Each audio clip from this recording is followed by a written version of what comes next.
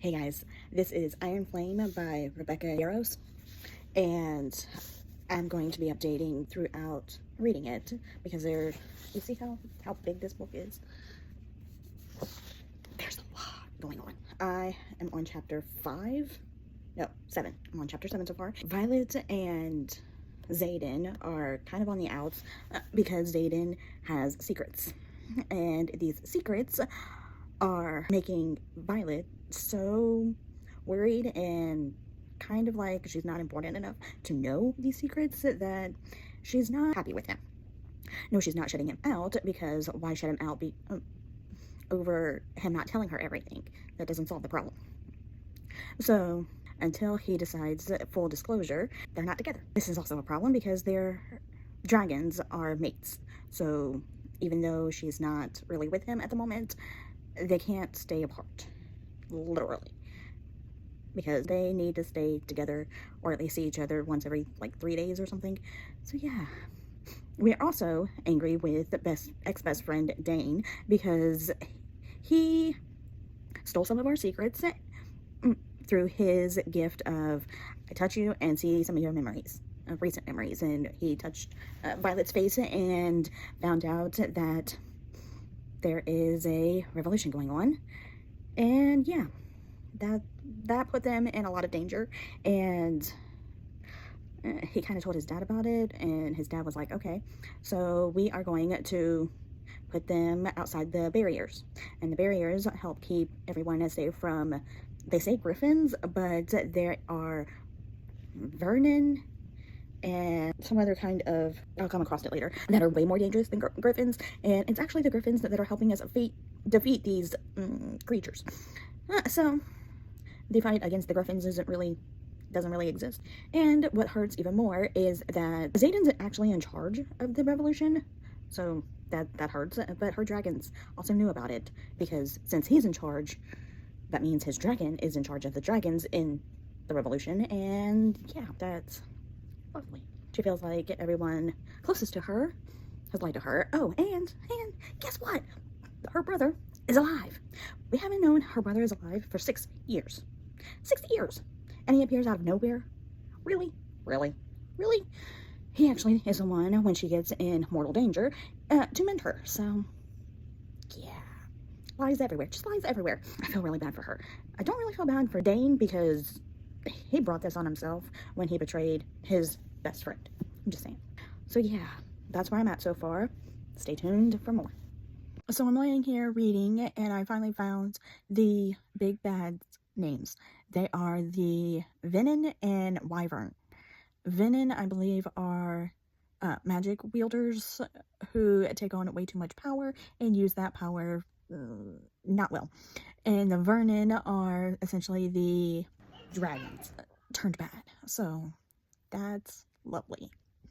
So Dane's dad is continuously threatening Violet and her friends, well, the friends that are in the revolution, because he finds them a threat to his cause. So that's a problem. Meanwhile, Violet is attempting to lead Sloane, Liam's little sister, through her first year of all of this. And that's a problem because Sloane blames Violet for her brother's passing, because it was Violet's dragon that was being saved and ultimately caused that. The first years get their first glimpses of the dragons, and that's when things take a turn, because one of the more reckless dragons is there, and he, after some of the first years that decide they're too menacing and scary, they decide to kind of just bolt and run. And this reckless dragon decides, you know what, they need to go from this planet immediately. And he doesn't care who all is in the way.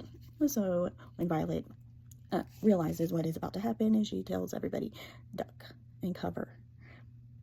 And that's when she tackles Sloane, Liam's sister, and saves her from burning. But not everyone was that fast, so there were quite a few.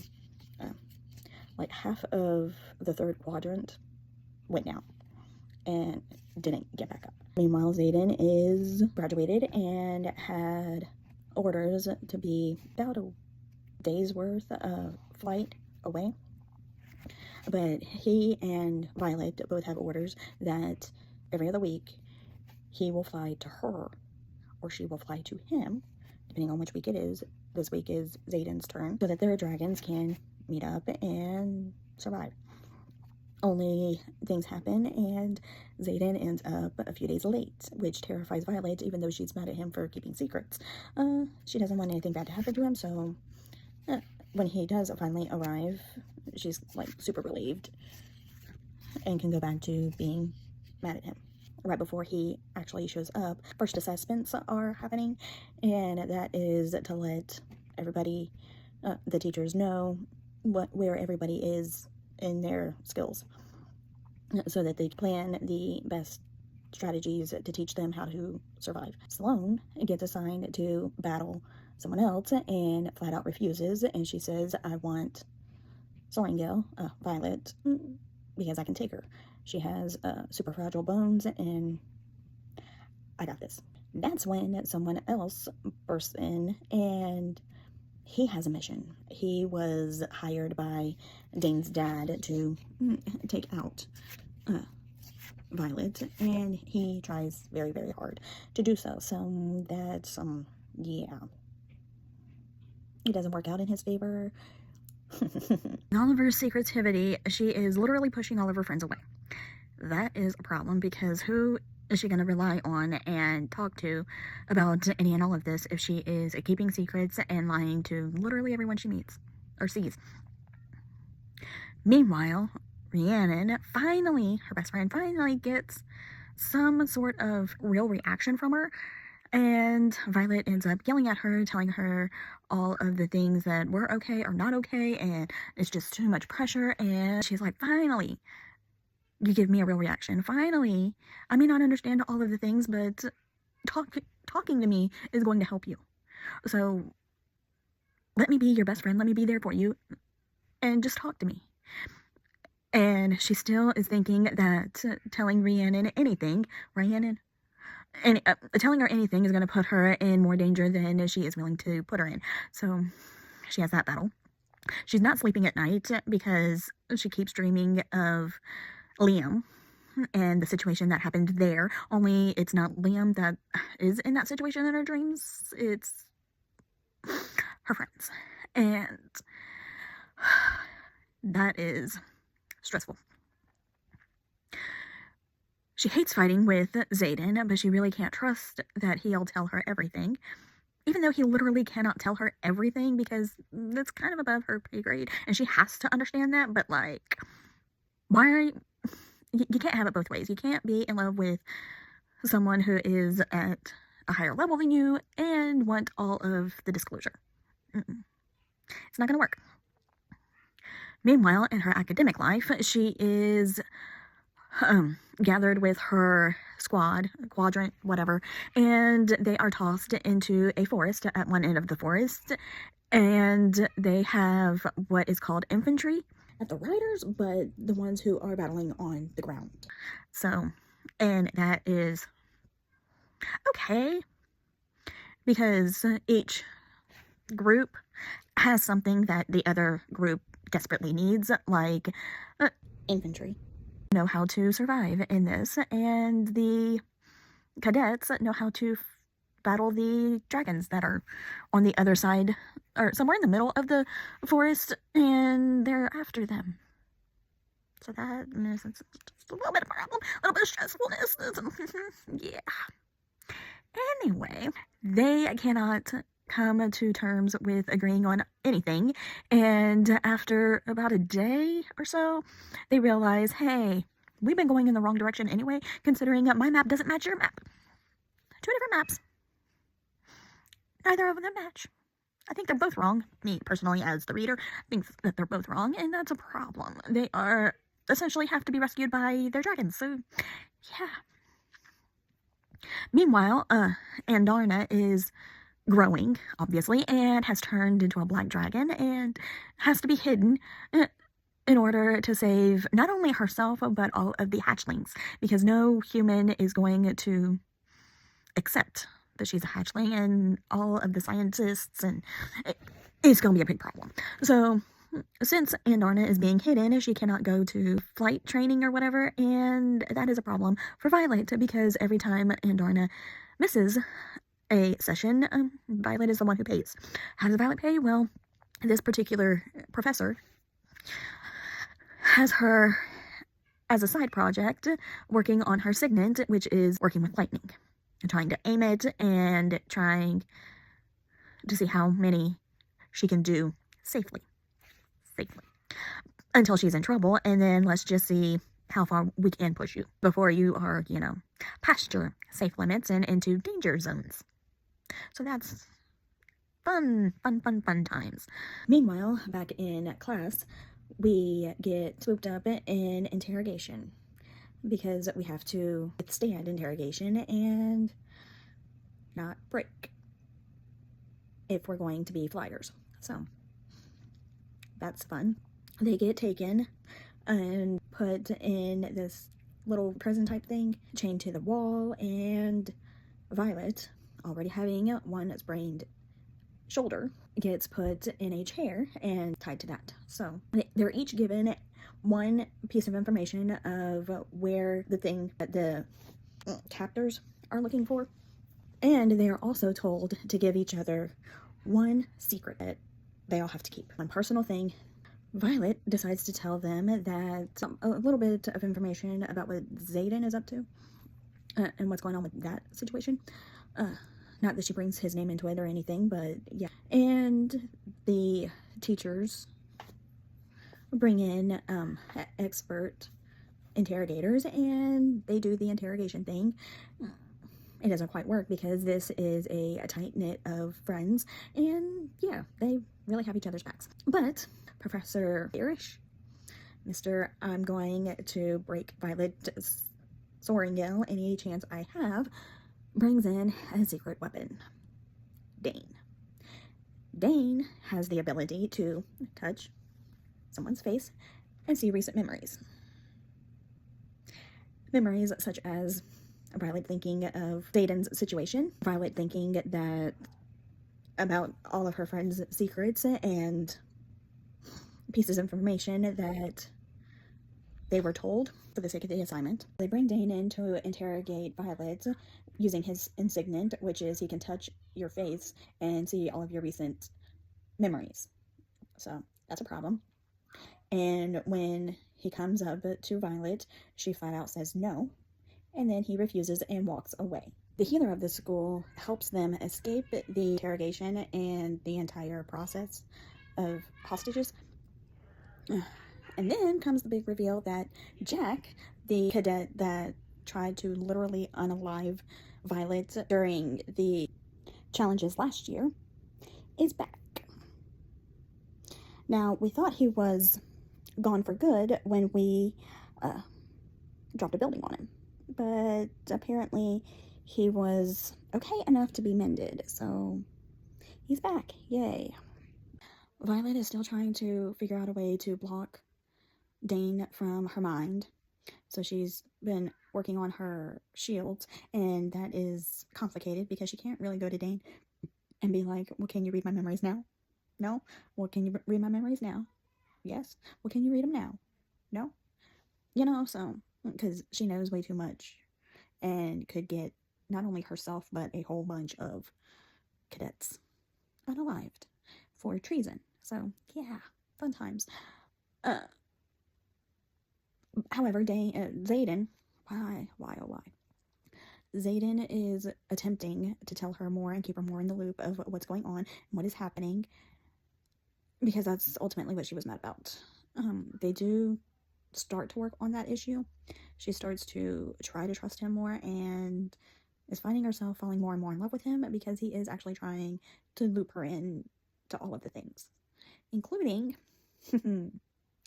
meeting up with an ex, his, not hers, to deliver a package of weaponry so that their area is safer from the Vernon and the Wyvern.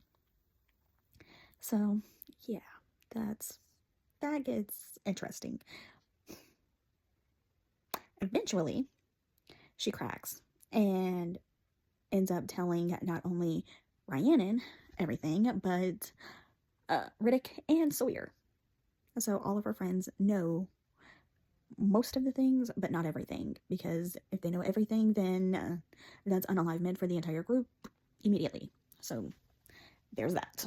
And then, interesting point is when Xaden ends up injured and it gets reported in the daily battle brief. And she knows it's Xaden and not her sister, because her sister is stationed with Xaden at the moment, because of where the teacher who is on our side kind of, signals. And she's like, oh, it's him, not her, I'm out. Before a sentence can even be spoken, she's out. She goes not even to where she usually meets up with Taryn to ride, but she goes into the courtyard where he picks her up there. And of course she didn't think to bring her flight gear. Well, she carries her goggles with her at all times, but not her jacket. So Bodhi, Xaden's cousin, loans her his. And when we show up, one, he's perfectly fine. It's 8 hours later and he's been mended, barely a scar. Freshly new scar all the way around his arm because he almost lost it, but still. She panics from the moment the teacher does this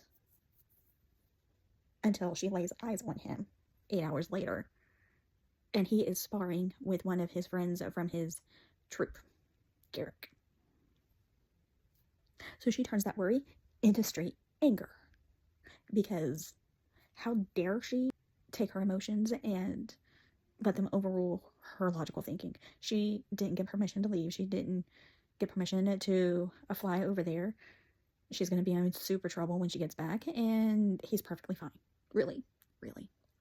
And then that's when most of their issues kind of start to fall into place, because that raw emotion is way stronger than any doubt she may have that she's in love with him, because she says it to herself all the time. I'm in love with him. I love him. I love him. I love him. Does she say those words out loud? No. Does she say them through their mind? Like, no. Just to her. Because apparently she's not ready to say it out loud.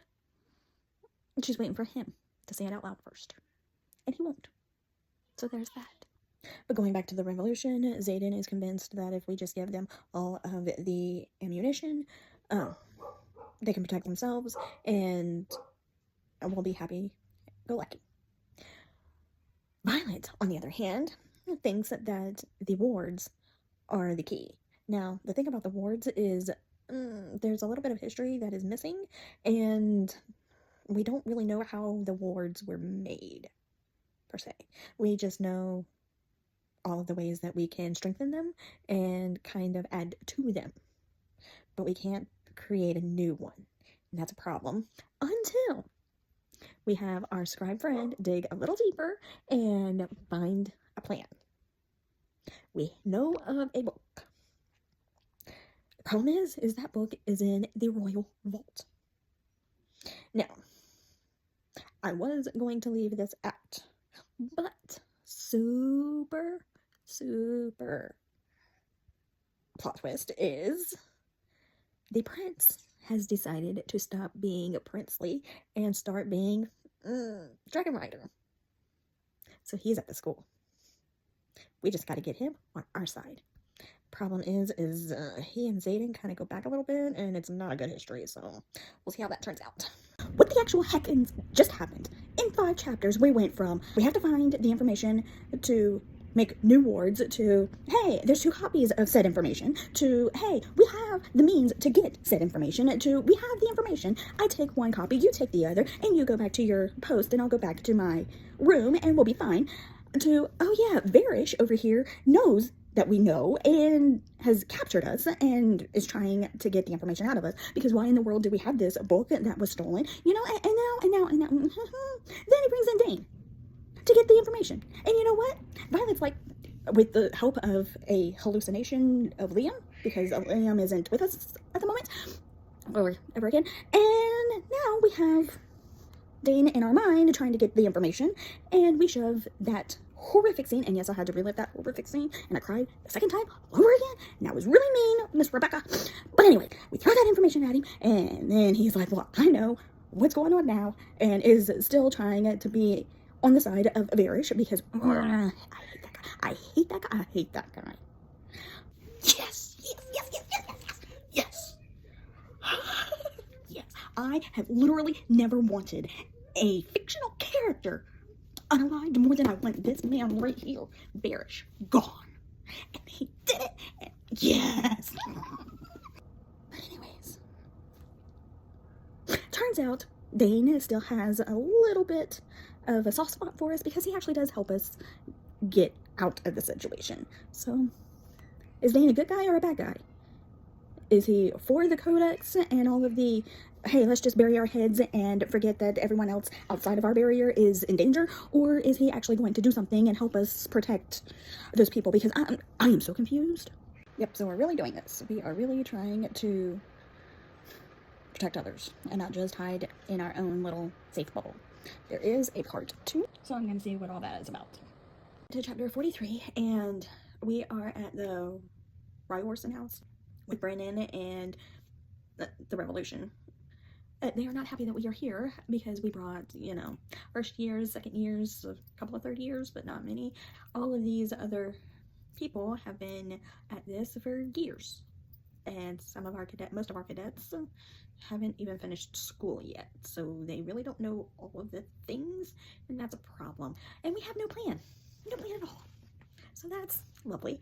We know we have to get the luminary, and we know where it is.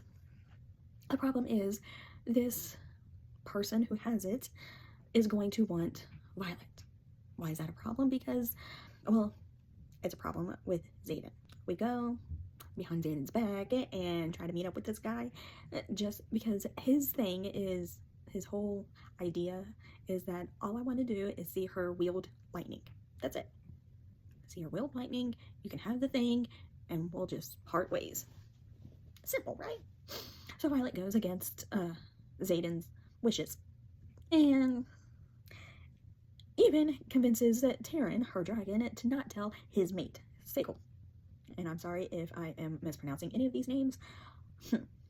They're difficult. Now, with all of that being said, do you think, after reading 1.5 books of these, that he isn't already there? Come on now. Violet, you have known him over a year. Almost a year and a half now at this point, so you really think he's not going to be there and not going to stop you from doing the dumb, dangerous thing? Seriously? So, of course, he shows up, and it would be fine, but we have Kat, Xaden's ex, shows up, because this guy that we're meeting is her uncle. So, of course, she's there. So we have to deal with all her stuff, because her signet is, I'm gonna amplify your emotions tenfold. Which would be fine, if every time Violet saw her, it wasn't ragey and angry and unalivey feelings. But they are, so she amplifies that.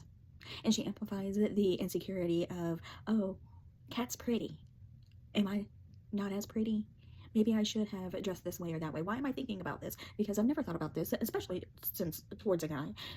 So it's... And the spiral continues until she is made aware of said signet, because Xaden informs her of it. And then she's like, well, you couldn't have told me that, the first time I met her. Like, come on now. Seriously, dude. So he's still in the doghouse, even though they kind of sort of made up, but not really. It's back and forth with them. So, yeah.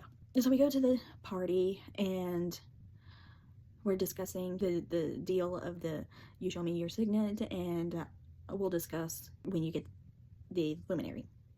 Okay.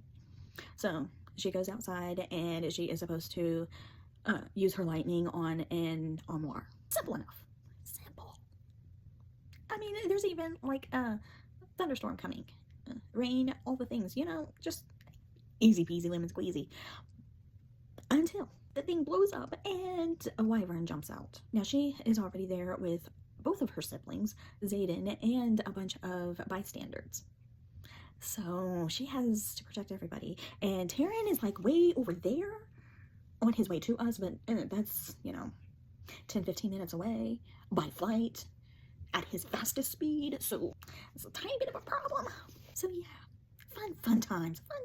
We get all of that sorted out, and that's when Xaden loses it. He wields shadows and uses that for his own little, I want to say merciful revenge, because after chapter 42, this guy is still breathing, so there's that.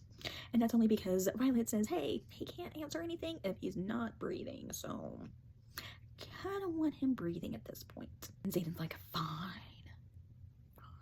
Strike a deal that we get the Luminary, but we have to take the Griffin Flyers and train them alongside the Dragon Riders. Fun time. So Cat gets to stick around. Yay. Now, in order for any of the Griffin Riders to have any sort of respect from the Dragon Riders, yeah, we're gonna need the Griffin equivalent of the parapet, like yesterday. So they do exactly that. What is the equivalent, Griffin equivalent to the parapet, you ask? Well, that would be a 12-hour climb of a path that is about 6 feet wide. Now, it's not, the 2 feet or whatever the parapet actually is wide balance beam thing that the parapet is, because the Griffins can't not get on that itty bitty teeny tiny thing, and reasonably survive. So, oh, and during this 12-hour climb, there are traps for the Griffins that we have to disarm so that they don't get injured by them. But hey, they're marked, so yeah, we know where they are. We just don't know where they're aiming from. So, yeah. But most of the Griffin Riders do make it. Unfortunately, a couple of them don't make it, including one in particular that Violet tried to save. She got her shoulder dislocated trying to save this girl. And unfortunately, the group just wasn't there. She did end up saving a Dragon Rider, and that fact is kind of a sore spot for the Griffin Flyers, because, of course, a Dragon Rider is going to save a Dragon Rider over a Griffin Flyer. Not that Violet would ever choose, But anyways. So that happens, and there is a lot of animosity between the two groups.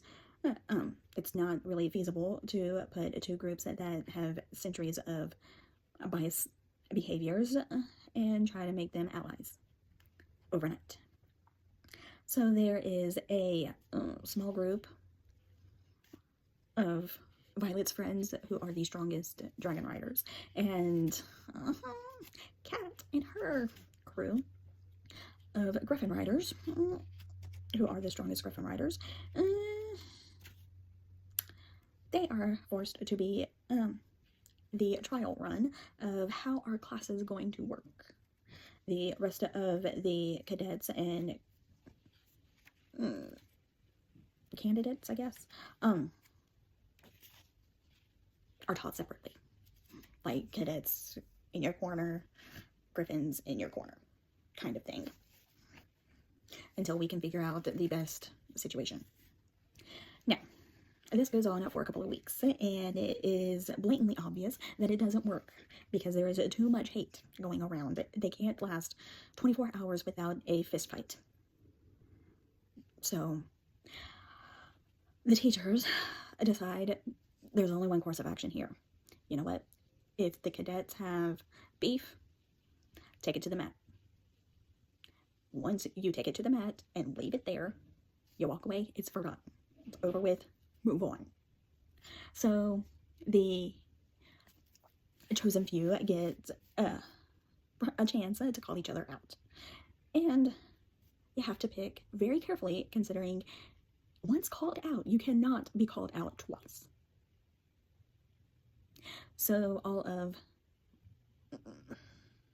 Cat's friends call out Violet's friends. And they are pretty evenly matched. Some of Cat's friends win, some of our people win. So, and then Cat calls out Violet. Now this is a week that Xaden is away on some sort of mission. He can't really disclose any information about it, but as far as we know, he's not here. Until he is.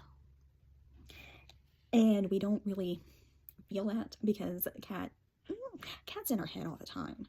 And we don't even realize it because Cat deals with feelings and she amplifies anything we are feeling.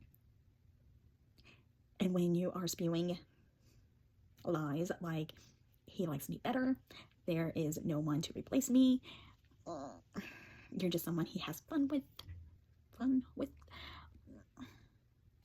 all this stuff, but that makes Violet very insecure and very jealous and really, really angry. It kind of makes Xaden angry too, because why? Just why? Oh, and we find out later why. She doesn't actually want him for him. She wants him for power. Sound like anyone? Varsh. I'm just saying. Anyways. And that's why Xaden will always choose Violet. Because Violet doesn't care that he's a Rywarson. Violet doesn't care that he is top of his class. Or was top of his class. And she doesn't care that he is technically royalty or whatever. Doesn't care. She likes him for him. And that is something that Cat will never be able to say. So yeah. Finally puts her in her place. I'm so happy about that. But it is funny because she gets into such a rage that Xaden's like, you know what, you can unalive her. I don't care. But you will. And even Terran's like, if you unalive her while I'm not there and I don't get to see it, I'm gonna be grumpy. I'm just saying. Meanwhile, she has been trying to aim better with her lightning signet and working with Felix on that. She is working with Dane. Dane. Dane's trying to redeem himself over the whole Liam thing, and he wants really to talk it out with her, and all she can think of is, if I think Liam and see your face, bad things happen. Which she finally tells him, and he finally gets. So yeah. But she does kind of need his help in translations, because she thinks that she got something wrong with the,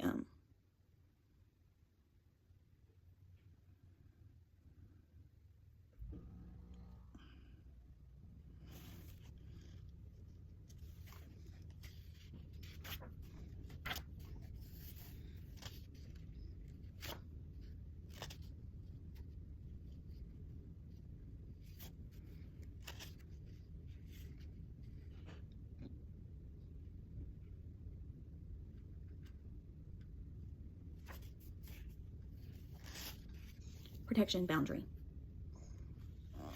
So we have to figure out what went wrong there, because it was there in black and white, plain as day, and something lost in translation. So we need Dane's expertise in the language to help. So things there are not great, but tolerable. And there are flashes of the former Dane in him somewhere. So, yeah. Hopefully that gets better, because I really hate that she lost her best friend. Her childhood best friend. Because we all know Rhiannon is the ultimate best friend. I mean, girlfriend over here was like, oh, we hate him? Alright, I'm down with that. Why do we hate him? Just out of curiosity, I'm down to hate him. But like, why? Oh, that? Oh, yeah, we hate him. It's fine. Yeah. I love her. But anyways, that's why I love Ryan. And Felix is trying to help her aim and control her signet, because she's powerful. But power without control is super dangerous. So let's rein that in a little and learn. Before you get someone unalived that you don't want to, Yeah, let's do that.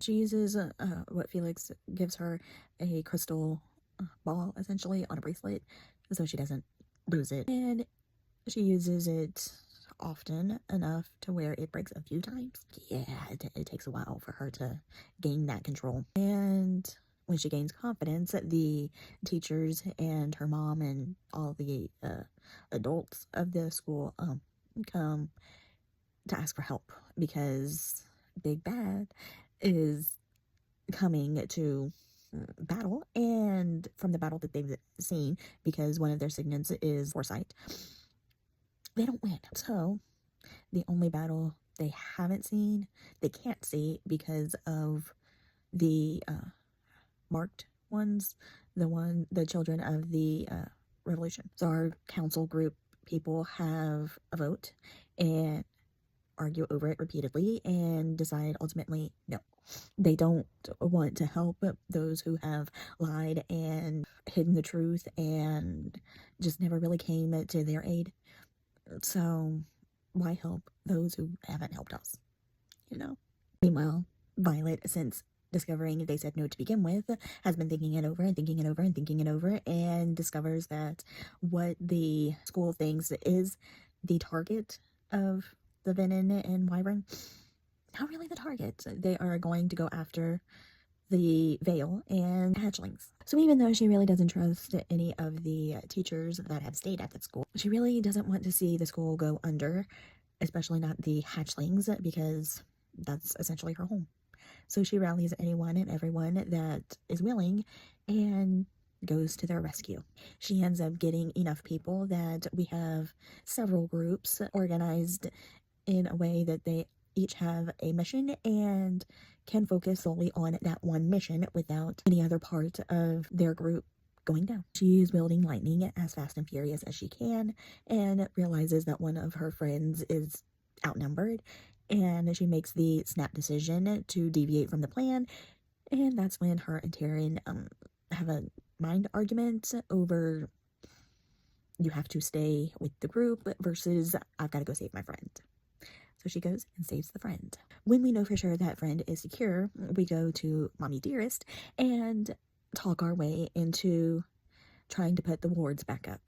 Because at this point, the wards are down and it is chaos all over the place. Then, OMG, Andarna, dragon number 2, is not the blood dragon that we thought she was. She's not like Taryn, dragon number 1. She is her own breed of dragon. A secret 7th that we never knew about. Knowing this and knowing that the spell calls for the 6 breeds and the 1 secret 7th, we get all the dragons and put the wards back up, but not before sacrifices are made, and not everyone makes it out the same. Overall, really good book. I cried through it, so bring a box of tissues and prepare to laugh a lot. Pick it up, let me know what you think in the comments, and if there are any other books you want me to review, leave those in the comments as well. Hit that like button and hit the subscribe button.